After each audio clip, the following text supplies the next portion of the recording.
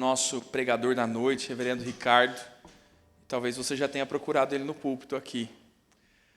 Queridos, infelizmente, reverendo Ricardo está, como muitos, dengoso.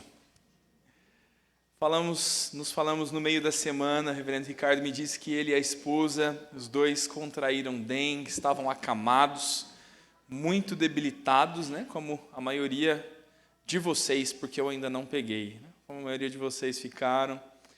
E o reverendo Ricardo, com muita boa vontade, ainda me disse: pastor, olha, sábado eu ainda te falo como eu vou estar, né? Mas nós sabemos que essa doença realmente prejudica muito. E ontem nós nos falamos, o reverendo Ricardo disse que infelizmente não seria possível mesmo estar conosco, mas nós vamos trazê-lo. Tem que trazer uns cabra bom, né? Tem que trazer uns pastor que prega melhor do que o seu pastor, para subir a régua, né? Tem que subir o nível sempre do sermão. O reverendo Ricardo estará conosco em outra oportunidade, com a graça de Deus. E aí, meu irmão, seu pastor sou eu, ninguém mandou votar em mim na Assembleia. Vamos expor a palavra de Deus com fidelidade, como sempre.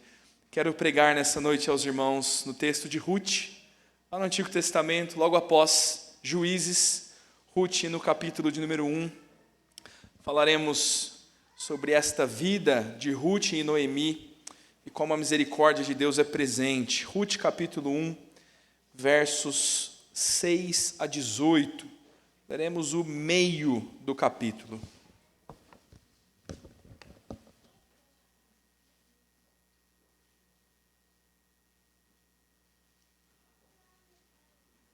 Ruth, capítulo 1, versos 6 a 18.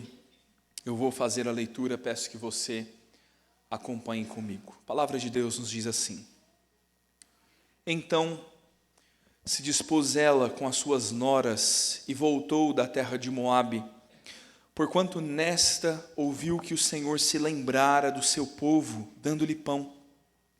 Saiu, pois, ela com suas duas noras do lugar onde estivera, e indo elas caminhando de volta para a terra de Judá, disse-lhes Noemi: Ide, voltai cada uma à casa de sua mãe, e o Senhor use convosco de benevolência, como vós usastes com os que morreram e comigo. O Senhor vos dê que sejais felizes, cada um em casa de seu marido. E beijou-as. Elas, porém, choraram em alta voz e lhe disseram: Não, iremos contigo ao teu povo. Porém Noemi disse: Voltai, filhas minhas, porque iríeis comigo? Tenho eu ainda no ventre filhos para que vos sejam por maridos? Tornai, filhas minhas, ide-vos embora, porque sou velha demais para ter marido. Ainda quando eu dissesse, tenho esperança, ou ainda que esta noite tivesse marido e houvesse filhos, esperá-los-íeis até que viessem a ser grandes?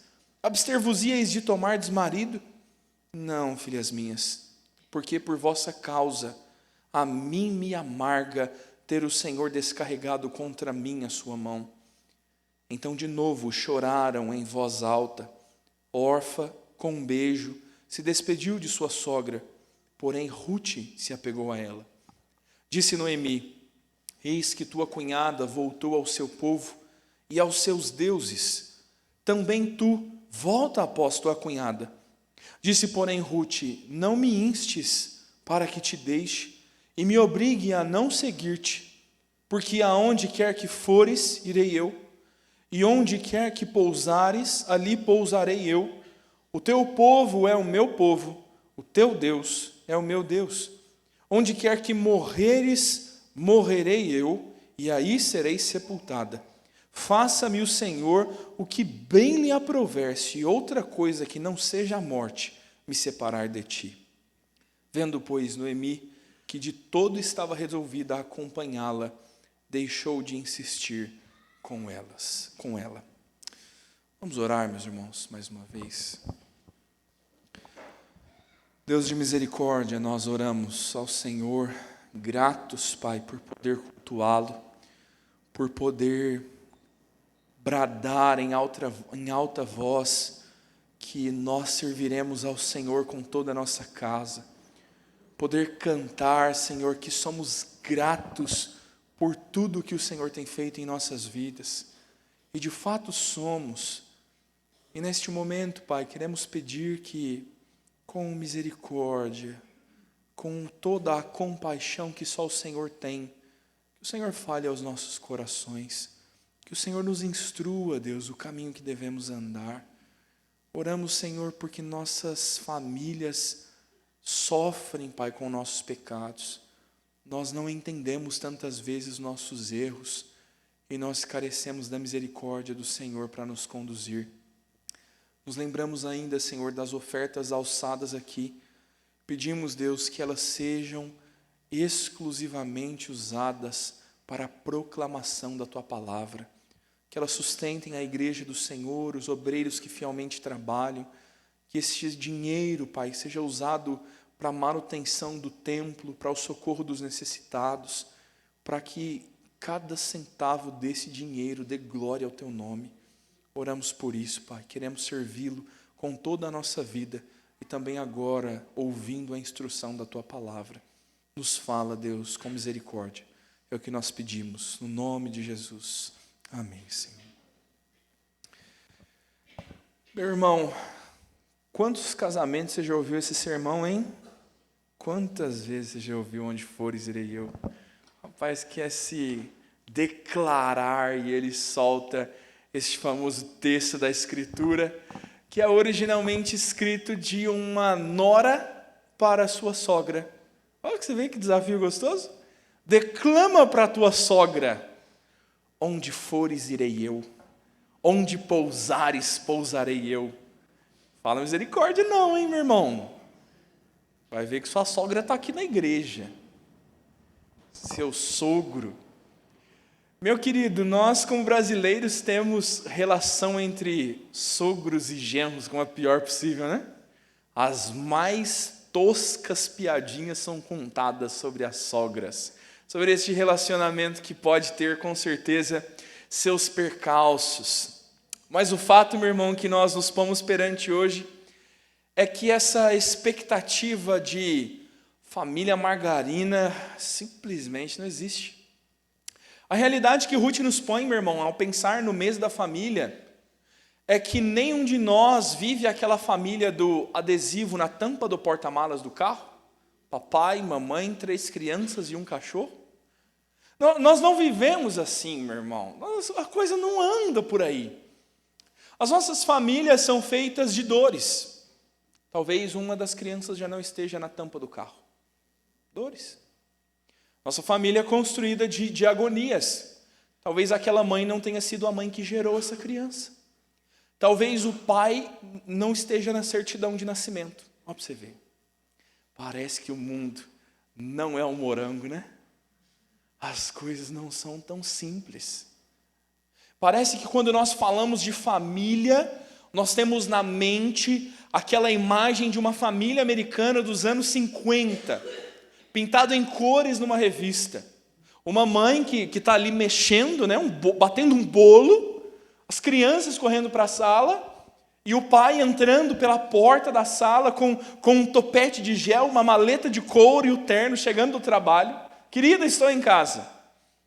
Eu duvido que isso aconteça na sua casa. Eu duvido. E nós vamos concebendo um conceito de família que não é o conceito bíblico. A família, segundo a Escritura, não está nesses postos.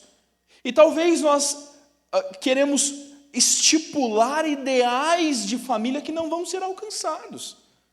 E nós precisamos entender, meu irmão, que na soberania de Deus, no conhecimento de quem Ele é e de quem nós somos, antes da fundação do mundo, o Senhor entendeu que era bom que você estivesse nesta casa, nesta família, nestas condições, e é lá que o Senhor vai tratar você.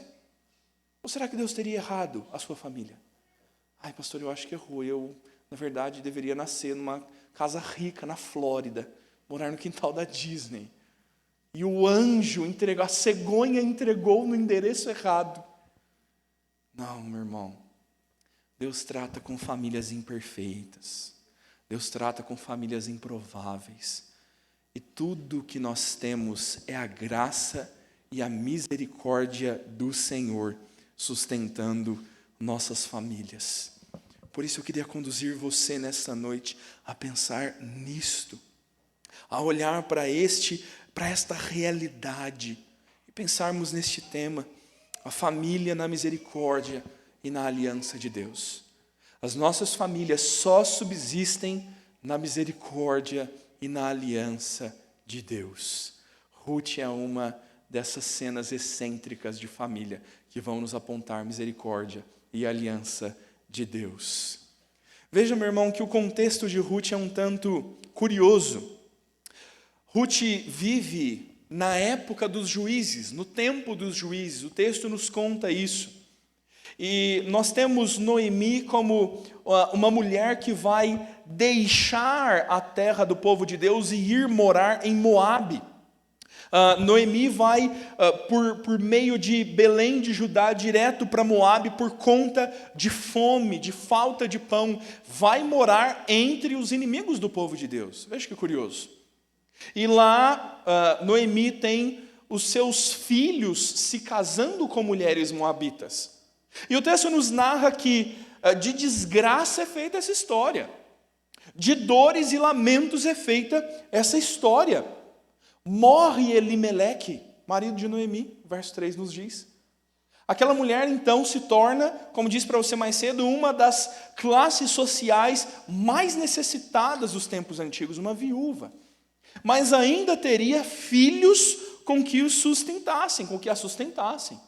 E veja, meu irmão, o Senhor permite que seus filhos também morram. E nos sobra nessa história 3 viúvas, uma idosa e suas 2 noras. E as 3 então, ouvindo que há pão em Belém, vendo a fome agora assolar a terra de Moabe e ouvindo que em Belém voltou a ter alimento, a Noemi está inclinada a voltar para a sua terra, para o seu povo, para os seus Deus, e o que fazer com as suas noras. Eu quero falar desse texto em 2 grandes ensinos, e quero aplicar mais acuradamente apenas no final do texto. Mas, meu irmão, nós podemos olhar, em primeiro lugar, que Deus tem misericórdia na amargura dos sofrimentos. Os versos 6 a 14 nos mostram a misericórdia de Deus na amargura dos sofrimentos. É um tanto irônico essa cena, porque Belém é a junção de 2 palavras hebraicas que significa casa e pão. Belém é a casa do pão. E Noemi então vai voltar com suas noras, mas ela entende que não é possível que suas noras vivam uma vida boa e farta a acompanhando. Noemi é alguém que já se entregou à sua condição e já não tem mais esperança de mudança, e por isso ela vai interrogar suas noras, ela vai clamar, na verdade, as suas noras para que elas voltem. Noemi vai argumentar com essas noras que ela já não tem qualquer oferta a lhes dar. A fala de Noemi está colocando as 2 em uma condição real de que não haveria qualquer esperança em continuar junto de Noemi. E veja, meu irmão, que Noemi está falando em nome de Deus. Noemi não está errada em sua postura de dizer: voltem, filhas minhas. E ela está rogando a bênção do Deus da aliança. Quando nós vemos o texto trazer Senhor em caixa alta, é um indicativo de que o texto hebraico traz o nome Yahvé, o Deus da aliança. E Ruth está clamando: olha, que o Deus da aliança as abençoe, que o Deus da aliança dê a vocês misericórdia, com a mesma forma que vocês usaram de misericórdia comigo. E essa misericórdia de Deus então começa a ser demonstrada. Eis aqui uma palavra que era melhor não ser traduzida, meu irmão. Sabe aleluia? Aleluia no português é aleluia, em inglês é aleluia. E sabe como é que fala aleluia em hebraico? Adivinha? Aleluia. Não é um termo traduzido. Não há tradução para esse termo. É uma expressão hebraica que abarca muita coisa. O termo bíblico usado para misericórdia, o termo que Noemi vai nos introduzir aqui, dizendo da misericórdia de Deus e de suas noras, é este termo. Misericórdia aqui está ligado a uma compaixão profunda. Misericórdia está ligado à disposição dessas mulheres de andar e viver junto com sua sogra. Misericórdia que elas não tinham a obrigação de ter, e elas têm pela sua sogra. E o pedido de Noemi é que Deus use desta misericórdia com elas. Que Deus seja misericordioso as despedindo. E é curioso o texto nos mostrar que o desejo de Noemi é que suas noras sejam felizes, que vão e vivam enquanto ela está fadada à morte. O argumento de Noemi, meu irmão, ainda é alusivo ao texto de Deuteronômio 25:5, que diz que, morrendo um dos irmãos, o seu irmão mais novo, o seguinte na sucessão, deveria assumir os cuidados da esposa e dos filhos, deveria zelar por aquela viúva. Noemi está dizendo: eu já sou velha, eu não tenho marido, e ainda que por um milagre esta noite eu tivesse marido e esta noite eu pudesse conceber, vocês esperariam meu filho crescer para então ele cuidar de vocês? Vão embora, voltem para suas casas e suas famílias, se casem e sejam felizes, que Deus tenha misericórdia de vocês, como vocês têm sido misericordiosas comigo. O pensamento de Noemi, meu irmão, é que Deus pesou a mão contra ela. A leitura dos fatos de Noemi é uma leitura pessoal. De fato, nós não podemos excluir Deus da equação. O Senhor permite que males assombrem nossos lares, e Ele o faz soberanamente, porque sabe o fim para onde quer nos dirigir.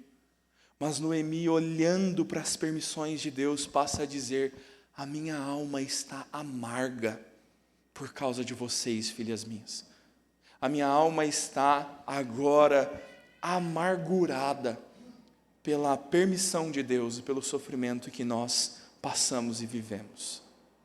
Meu irmão, nós podemos olhar para esse texto e inicialmente pensar que os sofrimentos que nós passamos e as angústias que nós enfrentamos não anulam a misericórdia de Deus. Nós podemos parar e perceber que o lamento de Noemi, na verdade, poderia ser o seu próprio consolo. Na sua dor e na sua amargura, Noemi poderia ainda olhar e pensar: ainda que meu marido e meus filhos tenham morrido, Deus, na sua graça e misericórdia, me deu noras que se compadeceram de mim. E a amargura de Noemi é grande, a ponto de esta mesma mulher não conseguir perceber esta misericórdia que está sendo derramada, direcionada a ela. Mas, meu irmão, guarde este ensino, e nós falaremos dele daqui a pouco.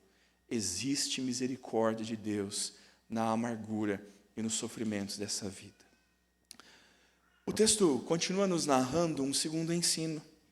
O texto continua nos mostrando que, em segundo lugar, nós podemos perceber como então Ruth e Noemi vão viver na família da aliança. Se nós temos misericórdia de Deus para as amarguras, nós temos também famílias na aliança de Deus. Veja como os versos 15 a 18 começam a nos narrar a continuação do assunto. Noemi vai dizer: eis que tua cunhada voltou ao teu povo. Meu irmão, Orfa atende o pedido.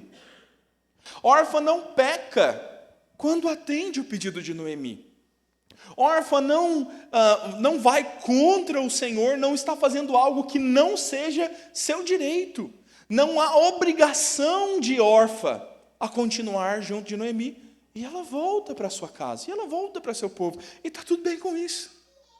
Mas o texto está nos mostrando uma compaixão e um amor apegado um tanto mais profundo desta nossa mulher chamada Ruth, que vai dizer: não me instes para que eu te deixe, não me obrigue a seguir-te, a não seguir-te. Ruth, meu irmão, vai se dispor a perseverar, permanecer junto de sua sogra, no momento de amargura, de dor e de sofrimento. Por isso eu não queria falar de misericórdia antes, porque aqui ela está sendo derramada e mostrada. A fala de Ruth é muito significativa, não é? Meu irmão, esse aqui é o texto dos casamentos. Esse é o texto que está mostrando este amor aliançado. E um amor que não está cativo ao matrimônio, mas um amor fraternal de quem entendeu que vai perseverar por sua casa e por sua família, ainda que não haja nenhuma perspectiva, ainda que não haja nenhuma esperança. Ruth vai falar do seu companheirismo. Onde você for, eu irei. Onde você pousar, aí eu pousarei. Não importa para Ruth se Noemi vai ficar entre os moabitas, ou se Noemi vai voltar para Belém. Ruth está disposta a acompanhá-la. Ruth está disposta a encarar qualquer percurso, qualquer perigo de viagem. Ela vai andar junto. É uma disposição dessa mulher. Ruth está disposta a uma nova identidade. Perceba, meu irmão, que esse é um caráter abnegado. Ela vai sair do meio dos moabitas e vai passar a viver entre israelitas. Uma outra cultura, uma outra forma de comer, uma outra língua a se falar, outros deuses a servir. Não mais verá os seus parentes, não mais verá a vista das manhãs pela janela que estava acostumada, já não mais visitará a sua cidade natal, não mais viverá entre seu povo. Como você se sentiria se fosse necessário a você deixar sua cidade, você deixar a sua casa para seguir o seu marido, não, a sua sogra, para cuidar dela, para se aliançar com alguém que não tem quem a ame? Meu irmão, é um tanto necessária essa abnegação e assumir essa nova identidade quando ela diz: o seu povo será o meu povo.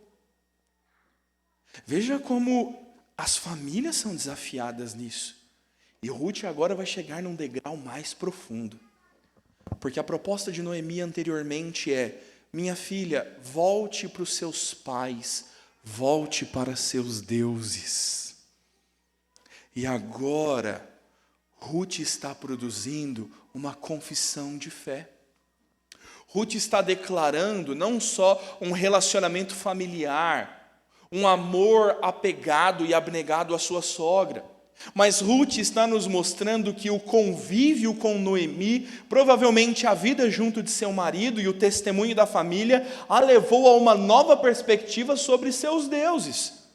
Porque a fala agora de Ruth é: o seu povo é o meu povo e também o seu Deus é o meu Deus. Eu não vou voltar aos deuses idólatras. Eu estou disposta não só a andar contigo as milhas que forem necessárias, mas eu vou servir a Deus junto com você. Nós estamos testemunhando, meu irmão, a expressão de um coração convertido. A expressão de um coração que está negando uma velha vida de idolatria para viver agora, junto de sua sogra, uma vida de temor ao Deus da aliança. E a Escritura nos diz para não fazer votos, mas se nós os fizermos, que sejamos apressados em cumprir. Ixi, meu irmão, Ruth agora termina o texto de uma forma um tanto difícil. Ela diz: onde quer que morreres, morrerei eu, e aí serei sepultada. Não parece um até que a morte nos separe? Mas eu não estou falando de casamento. Estamos falando de amor fraternal, de amor familiar, de compromisso abnegado e disposto de servir a sua sogra necessitada e de viver uma nova vida com o Deus da aliança. Essa mulher agora, meu irmão, vai conclamar o Deus da aliança. Ruth vai dizer: faça-me o Senhor. Veja mais uma vez, o Deus da aliança, Yahvé. Faça-me, Yahvé, o que bem lhe aprouver, se outra coisa que não seja a morte me separar de ti.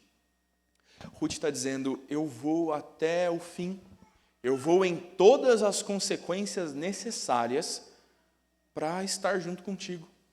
E se eu abrir mão da minha palavra, se eu voltar atrás na minha promessa, que o Senhor me retribua como Ele bem quiser. Afinal, então, vendo Noemi que essa aliança está feita, que essa família está aliançada não só entre essas duas mulheres, mas estão aliançadas com o Senhor, tendo Deus por fiador deste compromisso familiar, Noemi para de insistir. Noemi percebe que Ruth estava resolvida a acompanhá-la, então permite que ela vá junto. Meu irmão, quero olhar para este texto junto contigo e passar a pensar em alguns princípios que são importantes para nós. O primeiro deles, meu irmão, perceber como que família é movida por amor e não necessariamente por obrigação. Às vezes por obrigação também, mas nós precisamos inclinar os nossos corações a amar.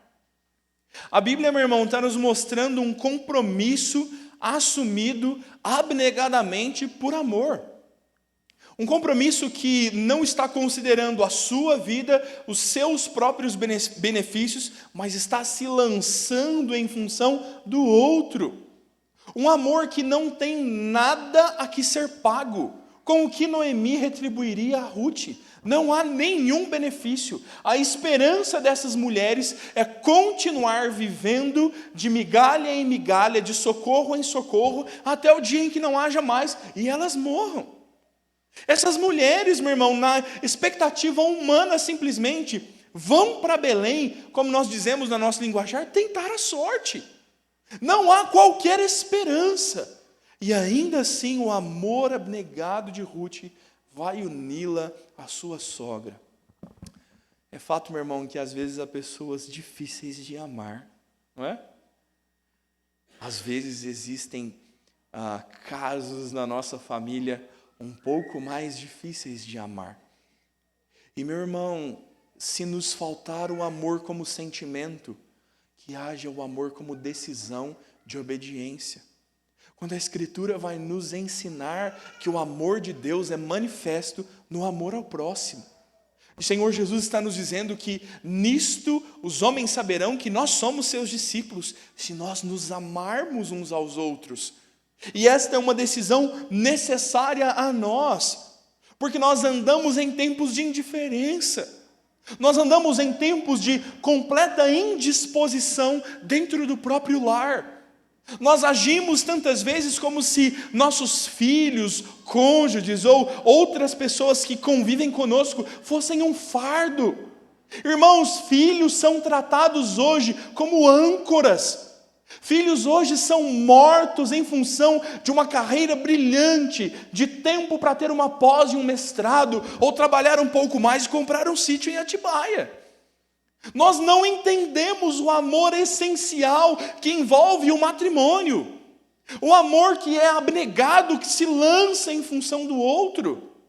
Filhos, crianças, nós precisamos pensar no amor que nós precisamos ter pelos nossos pais.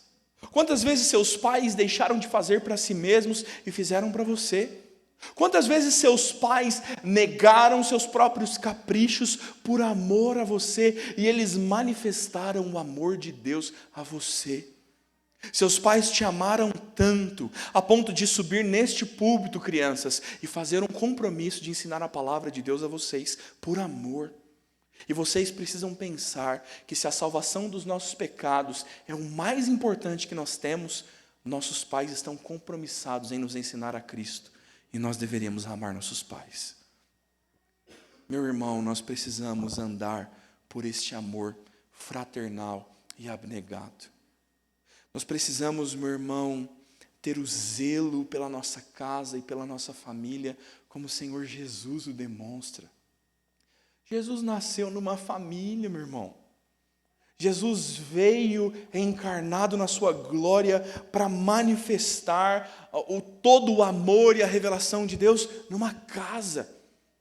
E o Senhor Jesus vive em meio a irmãos. E o Senhor Jesus, no momento da crucificação, erguido sobre o madeiro, está falando com sua mãe, dizendo: mulher, eis aí teu filho, ele cuidará de você. Jesus está recomendando sua mãe aos cuidados. Nós vemos cuidados como esses em toda a Escritura.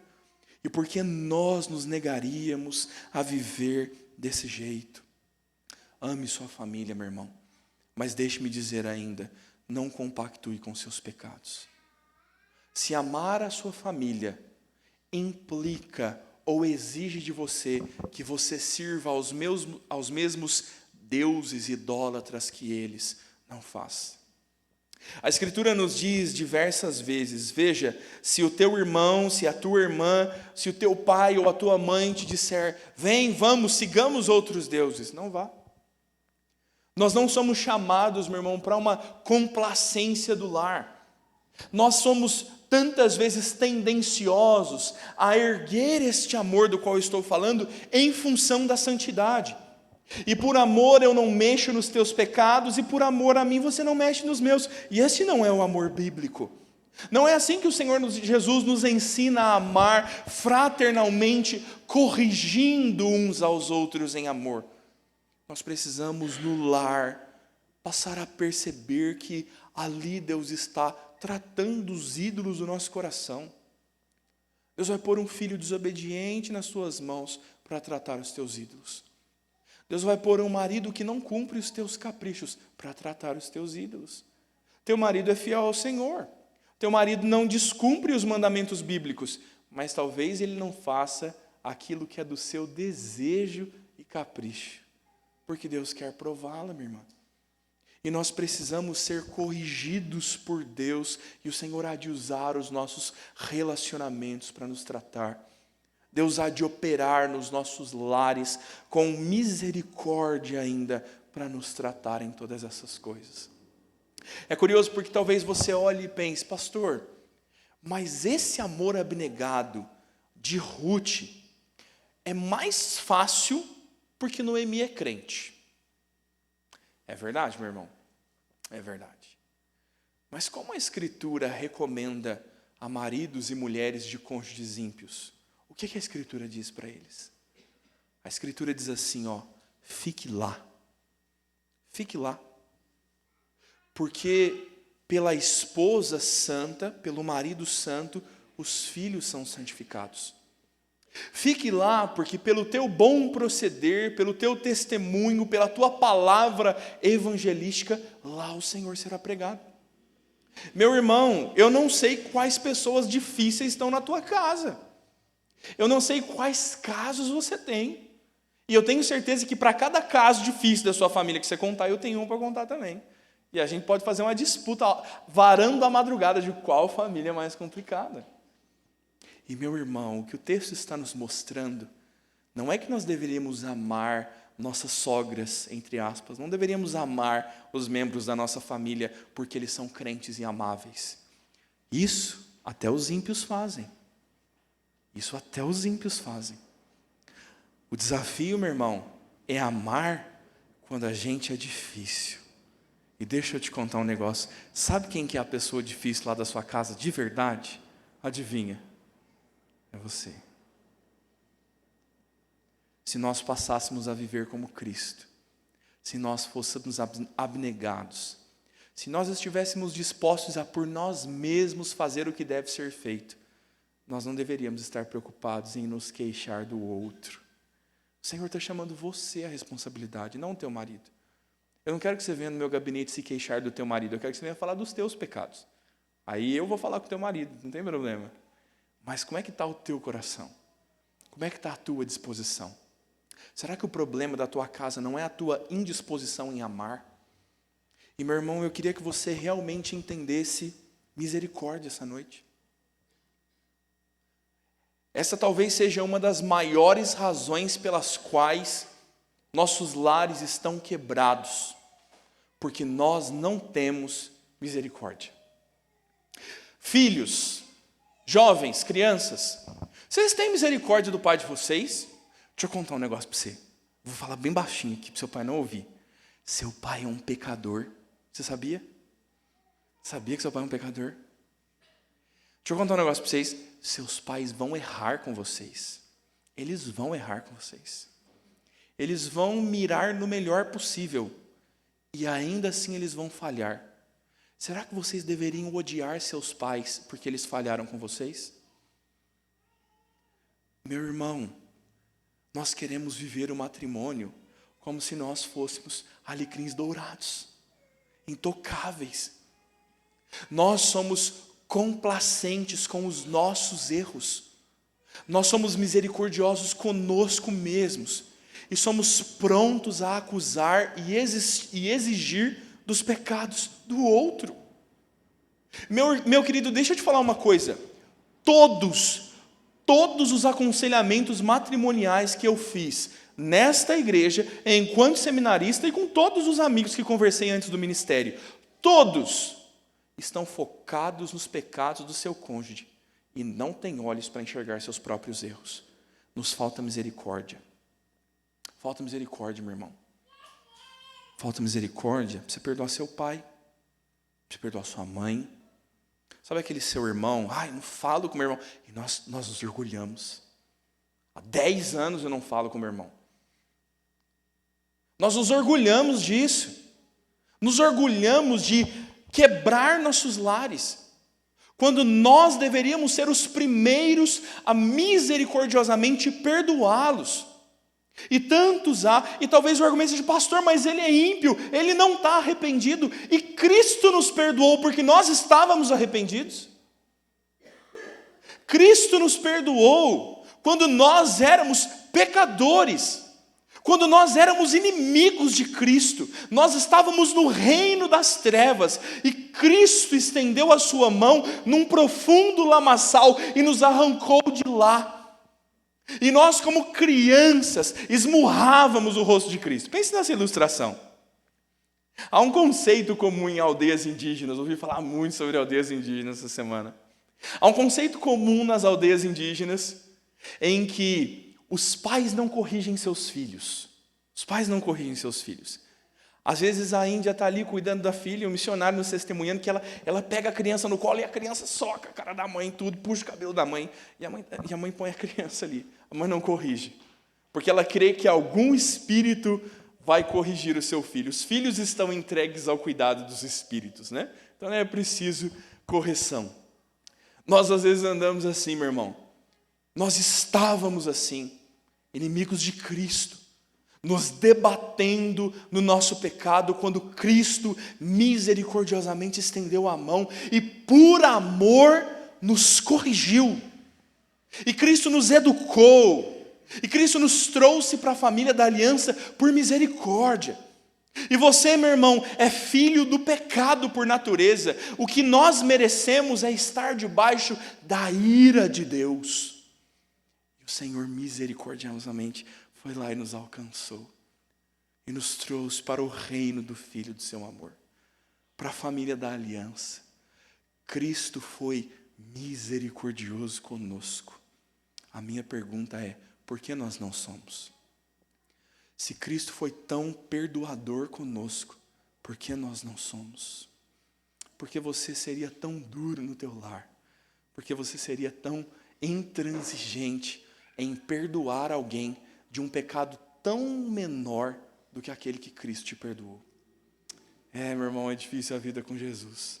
E Ruth está nos expondo princípios que na verdade são claramente expressos em Cristo. Nós precisamos, meu irmão, nos colocar nessa boa disposição de andar em misericórdia. Perdoe, meu irmão. Perdoe lá na tua casa quem te ofendeu. Perdoe teu marido, perdoe tua esposa. Eu não estou dizendo para que você não corrija. Eu não estou dizendo para que você não endureça quando necessário, para que o problema seja tratado. Mas ainda que o problema nunca seja resolvido, e o teu irmão, o teu marido te abandone e nunca queira reatar os laços contigo, tua responsabilidade no Senhor é usar de misericórdia. Precisamos disso. Veja, querido, como que, afinal, é Deus quem está usando dessa misericórdia. A história de Ruth e Noemi vai caminhar por caminhos estreitos, difíceis. Elas estão num momento de terrível sofrimento. e momentos que eu e você estamos sujeitos a passar. Nós não sabemos se haverá um viúvo, uma viúva na nossa igreja nos próximos tempos. Cuidem daquele pacotinho azul ali, meu filho. Cuidem dele, se for eu. Né? De tomar muita Coca-Cola, a gente infarta, vai, né? Deus o livre. Aí você que já é mais sincrético, você fala, bate na madeira. Heresia, hein, meu irmão? Mas nós não sabemos que tempos nos aguardam. Mas uma coisa nós precisamos perceber, que essas famílias se sustentam na misericórdia de Deus. Que esperança havia para Ruth e Noemi, se não se apegar ao Deus da aliança? Se não se voltar para Yahvé, o Deus da aliança, e voltar para o povo de Deus, o convívio de Deus. Noemi deixar a terra dos moabitas e Ruth negar seus deuses e agora se apegar ao Deus da aliança. E é esta misericórdia que vai sustentá-las. O fato de Ruth ser graciosa com sua sogra não é em suma a resolução do livro. O livro vai nos apontar para um Deus misericordioso, para um Deus que vai conduzir essas mulheres para um fim extraordinário. A figura de Cristo está presente no texto. A misericórdia de Deus, meu irmão, é conduzir essas mulheres a juntar espigas no caminho de volta. Há uma lei em Deuteronômio que diz, olha, não ajunte o resto das espigas e das sobras do campo que caem no caminho, para que os necessitados não passem fome, que os viajantes tenham de comer das espigas que sobraram. E Ruth e Noemi estão ajuntando essas espigas, e veja, meu irmão, doce coincidência, Deus nos livre, santa providência, vai ver que Deus é soberano. E Deus coloca essas mulheres para juntar espigas no campo de um homem chamado Boaz. Boaz, sem saber quem são aquelas mulheres e ela sem saber quem é o dono do campo, ele é parente de Noemi. Olha, meu irmão, como é que Deus faz as coisas, né? Vai ver que Deus sabe o que está fazendo, né? Essas duas passam a juntar espigas e Boaz percebe aquelas mulheres. E Boaz diz para os seus servos, derrubem umas espigas a mais aí, para elas terem do que comer. O texto vai caminhar para que Boaz descubra quem são aquelas mulheres. Boaz passa a saber quem elas são. Ruth e Noemi têm conhecimento de quem é Boaz, e ele então manda entregar alimento a elas. A misericórdia de Deus, meu irmão, começa a se estender em coisas que não estão nas mãos e no poder de Ruth. Ruth não é a heroína da história, meu irmão. Elas ainda estão fadadas à morte, amorosas, unidas, mas fadadas à morte. O que Deus vai fazer é conduzir elas à figura de um resgatador. É curioso, a um certo ponto da história, Ruth será aconselhada por sua sogra a, de certa forma, pedir Boaz em casamento. É isso aí mesmo, irmão. Ruth vai até Boaz quando ele está dormindo no campo. Ela descobre os seus pés e se deita aos seus pés, em um sinal de sujeição. Não entenda que há nenhum relacionamento íntimo naquele momento, porque não há. É uma cultura totalmente diferente da nossa, distanciada pelo tempo e pela geografia. Na manhã, quando Boaz acorda e percebe que Ruth está lá, ele vai atender Ruth. Ele vai entender quais são as intenções dela. E Boaz, como resgatador, se dispõe a assumir as dívidas de Ruth e Noemi. Ele vai até o portão da cidade e faz um acordo com os anciãos, dizendo: quem é a pessoa responsável por resgatar as velhas posses que eram de Noemi, deixadas pelo seu falecido esposo? Então os anciãos apontam quem é o homem de direito.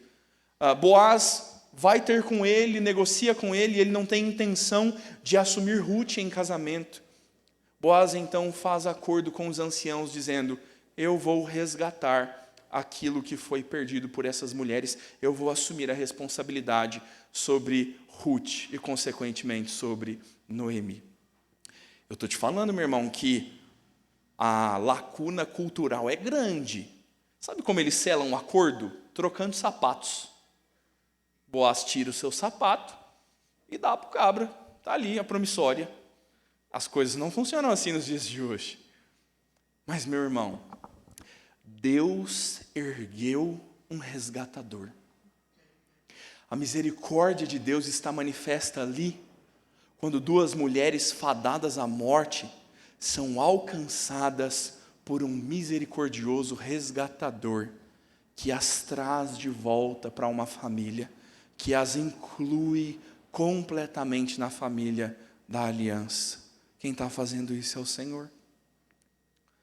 Deixa eu te contar, meu irmão.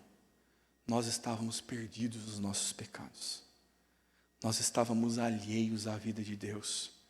E Deus enviou um resgatador misericordioso para nos tomar para si, assumir nossas dívidas e nos incluir na família da aliança. E adivinha, Ele fez isso por casamento. É a noiva de Cristo. Ele fez isso por adoção.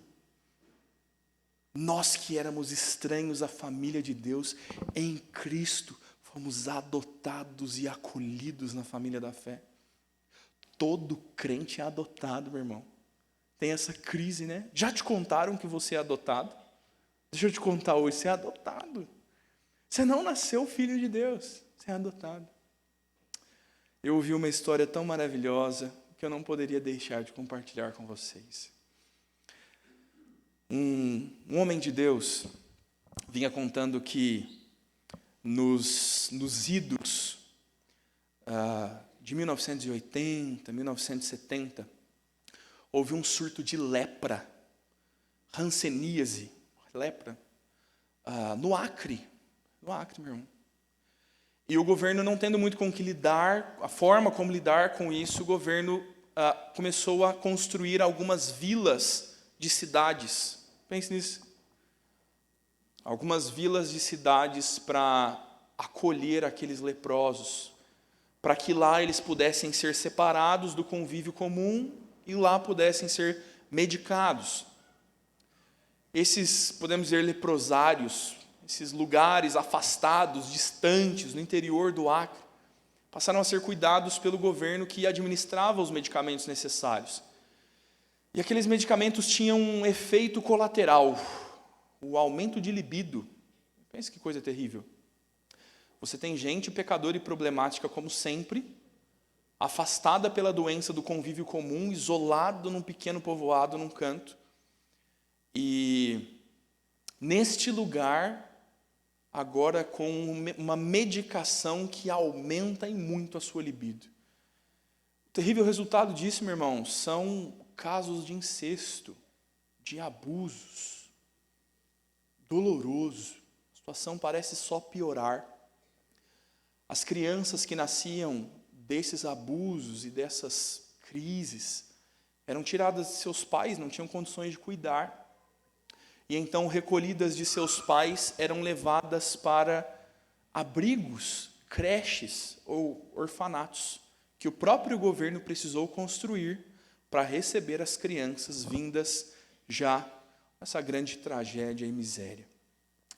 E esse irmão contava que, num certo dia, duas mulheres entraram em um daqueles abrigos. E essas mulheres viram inúmeros berços, com crianças em cada um deles. Crianças abandonadas, completamente à parte da sociedade, vindas de onde vieram, fruto do que foram fruto. E aquelas duas mulheres eram mãe e filha. E elas contam que, ao olharem logo à direita da entrada, viram um garotinho, dependurado ali na beira do berço, olhando para elas com os olhos fitos, quase que num olhar dizendo: tira daqui. Aquelas mulheres tiraram aquele garotinho de lá. E eu ouvindo esse irmão me contar essa história, e ele dizendo assim: e foi assim que eu conheci minha mãe. E esse irmão dizendo: você acha que se minha mãe, sendo ímpia, foi misericordiosa e amorosa para me trazer daquele lugar, você acha que Deus não seria para nos amar? Você acha que Deus não seria misericordioso para nos receber na sua família? usar de graça conosco, que estávamos em terrível desgraça, e nos trazer para a família da aliança. Aquele irmão contou que ele só descobriu que era adotado aos 19 anos. Ele disse que quando descobriu isso, sua reação não foi de repúdio à sua mãe. Sua reação foi de muito maior amor. Ele disse que aprontou muito a vida inteira, até os 19. E que quando ele percebeu que a sua mãe não tinha nenhuma obrigação de criá-lo e cuidar dele, e mesmo assim fez sem nunca reclamar, e abnegadamente fez, ele disse que passou a amar muito mais sua mãe. E ele me dizia, será que nós não deveríamos amar Deus muito mais, porque misericordiosamente Ele foi buscar quem estava fadado à morte e ao sofrimento, e com misericórdia nos trouxe para ser seu povo? No final das contas, meu irmão, esse rapaz se converteu, e ele pregou o evangelho à sua mãe, que foi evangelizado por ele, não era crente. E um outro amigo que estava junto ainda disse, rapaz, ela estava levando a salvação para casa e não sabia. É assim que Deus trata com histórias, meu irmão. É assim que Deus trata com crentes. É assim que Deus sustenta, ergue famílias na misericórdia. Você não é bom não, meu irmão. Você vai errar. Você não vai criar bem seus filhos. Você não vai ser um bom marido. Você não vai ser uma boa esposa. Se depender de você, você vai abandonar seus pais. Você não vai ser perdoador com seus tios e primos que te ofenderam um dia. Mas se a misericórdia de Deus te alcançar e te retirar de um lugar de morte, você aprenderá o que é amor na pessoa de Cristo. Você descobrirá o que é viver como filho do seu amor. Você descobrirá o que é este amor paterno que nos concede o Espírito Santo, pelo qual agora nós clamamos, Abba, Pai. E nesta família da aliança, perdoados, salvos e seguros, nós teremos condições de ser misericordiosamente com outros. Meu irmão, Deus vai mudar as coisas, porque Ele o faz. Deus vai conduzir as coisas, porque Ele é bom e misericordioso com aqueles que estão na aliança dEle. Noemi diz que é uma mulher amarga. Noemi termina o trecho que nós lemos dizendo, eu sou amarga, já não tenho mais alegria de viver. Pois, meu irmão, Ruth dá à luz a um homem chamado Obed. Assim diz o final do texto. Casada com Boaz, Ruth tem um filho chamado Obed. E então as mulheres vão dizer a Noemi, seja o Senhor bendito, porque não deixou hoje de te dar um neto, que será o teu resgatador, e que seja afamado em Israel o nome deste. Ele será restaurador da tua vida, consolador da tua velhice, pois tua nora, que te ama, deu à luz, e ela te é melhor do que 7 filhos. Noemi tomou o menino, e o pôs no regaço, e entrou a cuidar dele. As vizinhas lhe deram um nome, dizendo, a Noemi nasceu um filho, e lhe chamaram Obed. Este é o pai de Jessé, que é pai de Davi. Ô meu irmão, deixa eu falar um negócio para você. Vai ver que Deus sabe o que está fazendo com as nossas casas, né? Vai ver que a misericórdia de Deus está permitindo trancos e barrancos, porque Ele conduz todas as coisas para um fim glorioso, porque Ele é. Vai ver que Deus está permitindo luto, sofrimento e dor na vida de Noemi, porque Ele quer ajuntar Ruth a Boaz, mostrar a sua misericórdia e registrar a descendência de Ruth na genealogia de Jesus. Vai ver que Deus sabe o que está fazendo com a nossa casa, né? Seja misericordioso, meu irmão. Seja perdoador. Conduza a tua casa e a tua família a Cristo. Tenha certeza que está você na família da aliança com o Senhor. Teu lar precisa de Jesus, meu irmão. Teu lar precisa do resgatador. Se você tiver Cristo, você terá tudo o que precisa. Põe a tua casa junto de Deus. Deixe que Deus conduza tudo quanto for necessário. Faça você a sua parte, em misericórdia, amor e compaixão, replicando o amor e o perdão que Cristo teve por nós na cruz. Que Deus nos dê graça para vivermos assim. Quero convidar, irmãos, os irmãos do conjunto para se colocarem à frente.